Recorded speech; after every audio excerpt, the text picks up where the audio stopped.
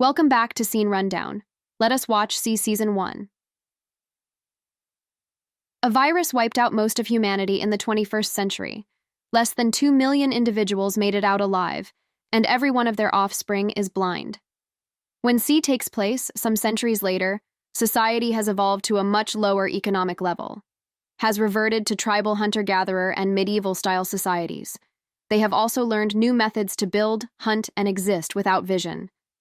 The old scene world has been lost or warped, and elements like plastic, concrete, and metal are thought to have been produced supernaturally by gods.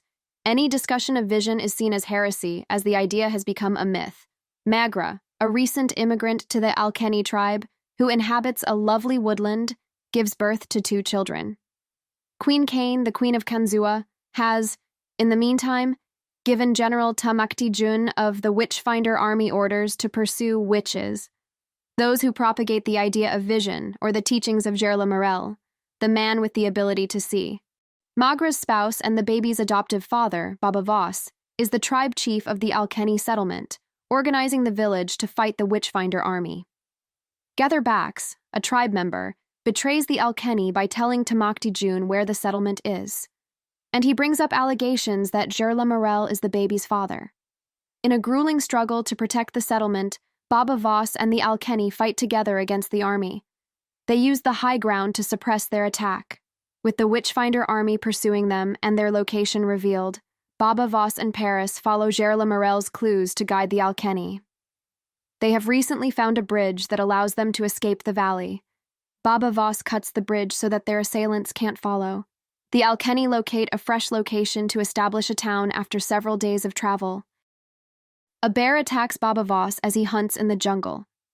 Gerla Morel comes to his rescue, asking Baba Voss to nurture his kids, to make sure they're secure until they're old enough to get a box full of knowledge. After bringing the box with many dozen books out, Baba Voss does so. Getherbax is still inciting dissatisfaction with Voss's leadership in the interim. He and his aunt Suderbax secretly recruit Bao Lion, a member of another tribe. He is to spy on Paris in the guise of a shadow, someone proficient in gathering information.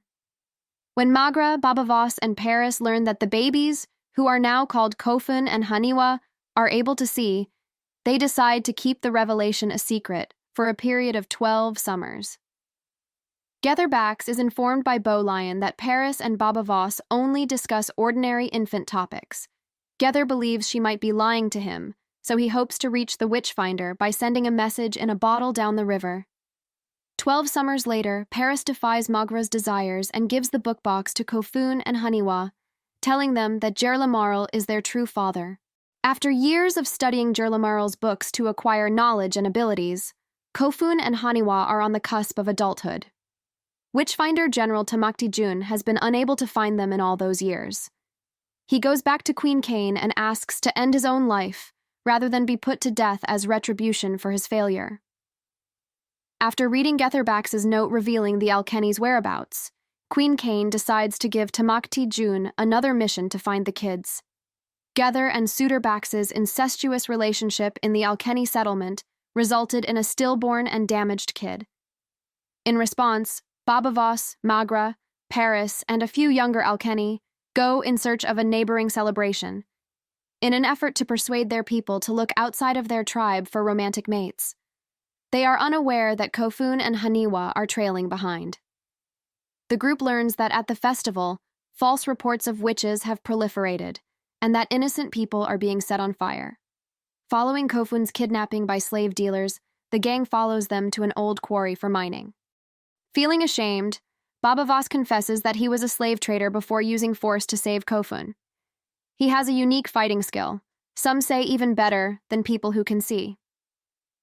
When the tribe returns to the Alkeni encampment, they find the army of witchfinders about to launch an assault. With Getherbax in tow, Baba Voss, Magra, Paris, Kofun, and Haniwa flee as the witchfinder army advances on the Alkeni settlement. Baba Voss shows the group where a river is and a raft he built behind his back. Seeking the gathering, Getherbax leads the witchfinders to the river. Getherbax is killed by Haniwa in the subsequent battle, and the tribe flees downriver. As this is going on, the Parliament of Queen Kane meets and becomes irate over how many resources are being employed to find Gerla Morel's kids. Soon after, Lord Doon and Lady Anne, two members of the Parliament, plan to assassinate Queen Kane. Nairi, the Queen's lady-in-waiting, overhears the plot and subsequently divulges it. Returning to the river, Paris shows Kofun and Haniwa the last letter that Gerla Morel sent. The note talks about his location. The group decides to heed Gerla Morel's advice, but the next morning, they find their possessions gone. Concerned about anything that belonged to her father, Magra tells Baba where to look. Queen Kane executes Lord Doon and Lady Anne with Nairi's assistance. Queen Kane's supporters rebel against her, and as a result, the Kanzua Dam becomes unstable, collapsing and submerging their home. Kane, Queen, and Nairi flee as the valley fills with water. Once they return to the river, Baba Voss, Kofun, and Haniwa look for the missing objects and come to a neighboring scavenger community. When Haniwa enters it and discovers the missing objects, a lone figure attacks her. When Baba Voss and Kofun arrive to save her, it is discovered that Boots, another of Gerla Morel's juvenile charges with vision, is the lone occupant. As long as he is allowed to travel with the party, Boots swears allegiance to Baba Voss.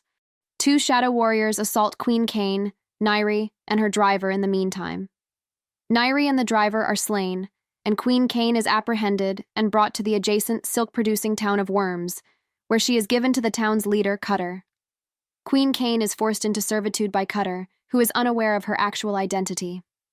Haniwa gives the little bag back to Magra by the river. Once more, the group is located by the Witchfinder army. Pushing back into the forest, Baba Voss and the others fight off their attackers while Magra and Paris seek refuge. Magra approaches Tamakti Jun after emerging from hiding. It is discovered that the object in Magra's bag is a ring that is exclusive to royalty. When Tamakti Jun hears the rattle of the ring, she bows to Magra and calls her Princess Magra of House Kane. Years prior, Magra's father, the late king of House Kane, selected her as his heir rather than her elder sister. Magra informs Tamakti Jun that it was his decisive vote that saw Queen Kane become monarch instead, but she can only prove it by her word. A slave named Cora makes friends with the captive Queen Kane at the city of Worms, and she confides in Cora that she is a monarch. It is revealed that Cora is carrying out Cutter's instructions to obtain information. Cutter receives Queen Kane and takes out a royal amulet that was buried in her bosom. Returning to the river, Boots leads the gang to a cave, where they are being held captive while making up the story that he saw Magra die. As long as one of them kills Boots for his previous deeds, a woman posing as his mother agrees to assist the group in escaping. Before almost escaping himself, Baba Voss fights off several of their captors, allowing the others to reach the surface. Boots lets the Witchfinder army capture him close by, and they transport him to Magra. Not long after, Cutter informs Tamakti Jun of Queen's detention and includes the royal amulet as identification of her. Boots promises to find Magra's sister and asks to be allowed to be her lieutenant. After capturing the messengers from the city of Worms with Boots's assistance, Tamakti Jun torments them to reveal its whereabouts. Tamakti Jun takes Magra, Boots, and the remainder of his army to rescue Queen Kane, leaving behind a small portion of men to look for Magra's family. After locating the city of Worms, Tamakti Jun sent Boots to investigate the region, before using the knowledge gained to get into the location himself. After taking out the guards, he tracks down the wounded queen, who was assisted by Cora, in the chaos to subdue Cutter and suffocate him with her chains. Magra arrives to help her sister, who figures out who she is. When Queen Kane fled to kill her opponents, she revealed that she had destroyed the dam at Kanzua. Tamakti Jun is furious with her self-centered behavior and wonders if Magra would make a better ruler in her place. The others find the path to Gerla Morel's location in the meantime. When trying to traverse a mountain pass, the group encounters opposition, and Bo Lion sustains injuries. Only Kofun and Haniwa are allowed to cross the bridge to the House of Enlightenment, despite the fact that they expose themselves to be Gerla Morel's children. Baba Voss is certain that Kofun and Haniwa follow their fate, but he tells Paris that they're going to keep close behind. The twins are greeted by Gerla Morel when they arrive to the House of Enlightenment, a former jail that has been transformed into a community with hot water, electricity, and a sizable library. He presents their other siblings to them, The two come to understand that Jerlamarl sees himself as humanity's savior and that God has selected him to restore vision to the earth. Bowlion, who has been hurt, is left in the care of another clan by Baba Voss and Paris close by. Tamakti June concurs with Magra at the City of Worms that Queen Cain ought to renounce her throne. Magra tells the queen that although she has options, it will not be her choice in the end. Returning to the House of Enlightenment, Kofun hears Jerlamarel discussing in private the transfer of the twins to a Trevantian tribal colonel, he who works for an enigmatic general who is looking for Baba Voss's offspring.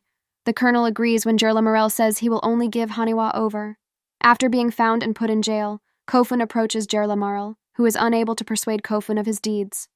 Jerlamarel gives the order for guards to execute Kofun after he attacks them. Baba Voss saves Kofun outside, and the two go back into the town.